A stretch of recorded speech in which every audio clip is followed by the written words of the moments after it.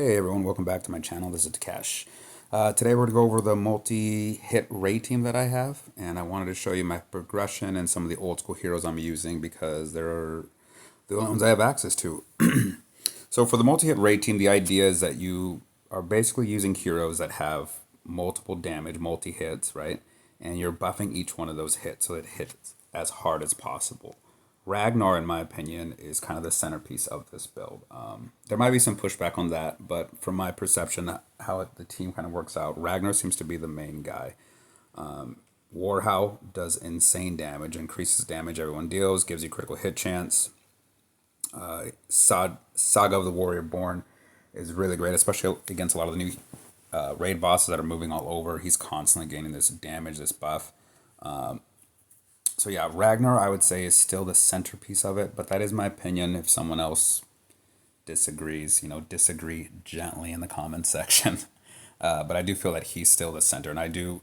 Everyone can get Ragnar, by the way. So those of you that are like, I don't have him, he's not that hard to get. You are gonna have to be a little patient, but every day in the shop, with my luck, he's not here. Yeah, but you can find him in the shop. Today he's just not available, but his shards come up. And if you give it about a month or two, if you're consistently looking, make sure you're clicking the watch ad to refresh it. You can probably pick them up pretty easily.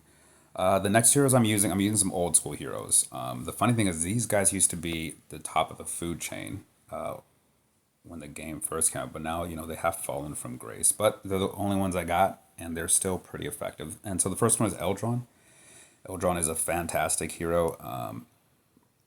This is the main ability that makes him really powerful in the boss fights is Doom. It makes it so as long as or not as long, he has to be at exactly 2 hexes away from the boss, and it will deal extra damage. So for instance, like Ragnar, you guys saw that it had 7+ hits. So each one of those hits will add 288. So it deals significant damage, especially when you have other characters that are also hitting multiple times. And he's really easy. He only has a movement of 3, but because he has to be 2 hexes away, it almost feels like 5. Like he has a movement of 5. So it makes him very easy to get repositioned all over the battlefield as you're fighting the raid bosses, which is really nice. Next is Athena. Again, both these heroes aren't the greatest ones, but it's just what I got. Okay, so that's why I said it's my progression. So Athena is really great because of Path of Command. Okay, she's adding damage and critical hit chance, and she is flying, and she has a movement of 5. So her mobility is just insane. Like she can quite literally fly over any obstacles. She can go up to 5. You never have a problem repositioning Athena to a new spot on the field to buff your guys. So yeah, Athena, Eldron, I know they're not talked about much anymore, but if they're all you got access to, it's 100% worth it to get them to gold. And I would at least get their abilities to 35, just like I have. I don't think I'll invest much more, only because I already have Arimon, but I'm pretty sure gold is where they're gonna stay for the foreseeable future. So up until just honestly yesterday or 2 days ago, I also have been using Calgar, and Calgar is great for the multi-hit team because he has the rights of battle. So adjacent friendly units gain 288 damage, and then Imperial gain 418. This is huge. It's huge because, again, think of Ragnar, how he has 7 hits. Each one of those 7 hits gets a 418 damage buff. Then you're also looking at crits as well. So it's not like he swings and then it deals an additional 418. It's every single hit in that swing. So that's why Ragnar is very valuable in the multi-hit team. The thing with Ragnar is he has a movement of 3 and he can't fly, and he has to be next to them. He has to be adjacent for it to work. So because of that, I feel like he's fallen significantly in terms of what's the word I'm looking for. He's just not that good. He's just not that good anymore. There's better options, and luckily for me, I got a better option this last week. I got Dante. Dante is now going to be my new alpha in terms of buffing people, and the main reasoning is the Lord of Host right here. Units with the rapid assault or flying deal 288 damage. If they're below 50% health, they also get an extra hit, which is a nice little bonus. That's not that normal. That's a nice thing to talk about, but that's hard to manage.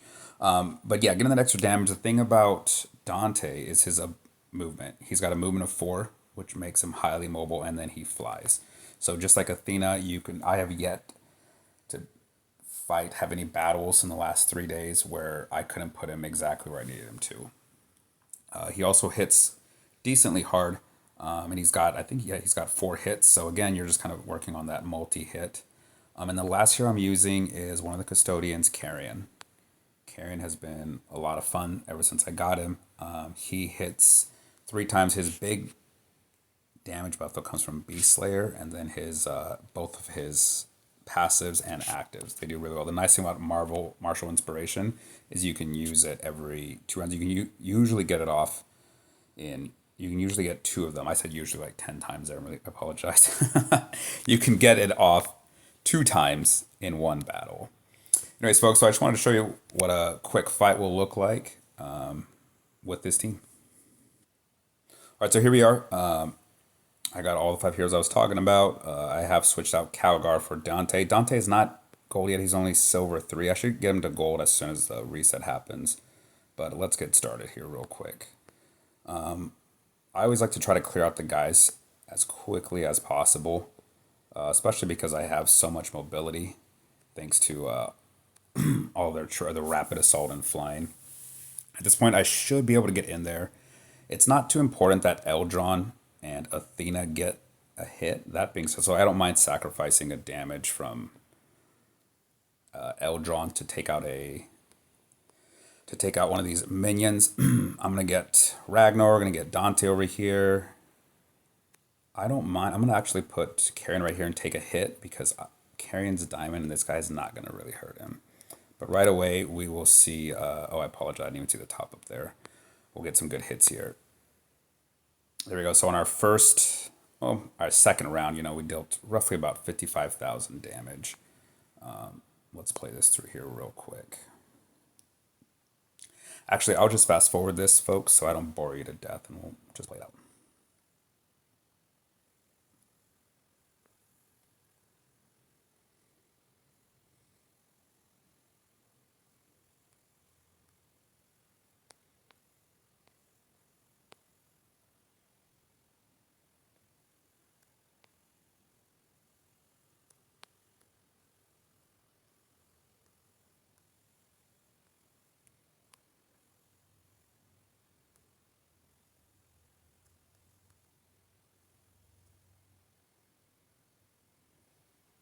So right here, if you notice, I'm actually not going to move Athena until I get all my attacks off. And the reason I'm doing that is that way all of my heroes will benefit from her buff.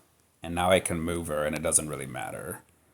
Also, I was so focused on making this video, I didn't even bother to use my the ancient warrior, whatever it's called. I forgot what it's called, but that thing. It is. So as you guys see, about 155,000. Not bad, considering two of them are diamond, one of them silver 3, and the other 2 are gold. Again, these are using some old school heroes like Athena and Eldron. You guys should be able to have access to them. Ragnar, you should be able to get access to. As far as the other 2 heroes go for this multi-hit team, if you do not have Ragnar and you do not have Carrion, some really good substitutes would actually be where are they at? My favorite, the Orcs. The Orcs are where it's at, by the way, folks. But Snotflaga. Snotflaga hits like a freight train. He is very powerful. I think he does have the Beast Slayer trait. He hits like a freight train. So Snotflaga, along with Baltz Gorgats, they can definitely be heroes you want. So if you're new to the game and you're like, "Dude, I just don't have access to these guys you're talking about," everyone should be able to get Eldron and Athena fairly easily. If you don't have Ragnar and you don't have Carrion, you can easily have Snotflaga and Boss Gorgots. And then for the last buffer, you can go with Calgar.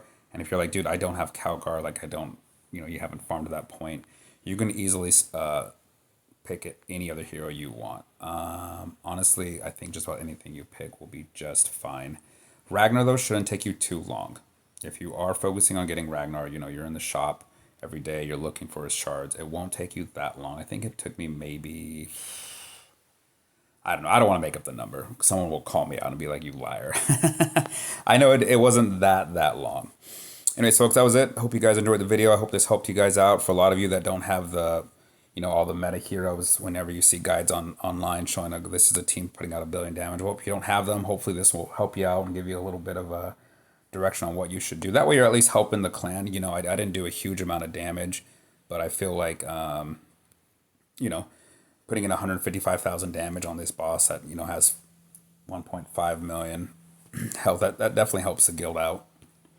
Anyways, I'll quit yapping. I've been going on for a bit. Hope you folks have a good one. Take care.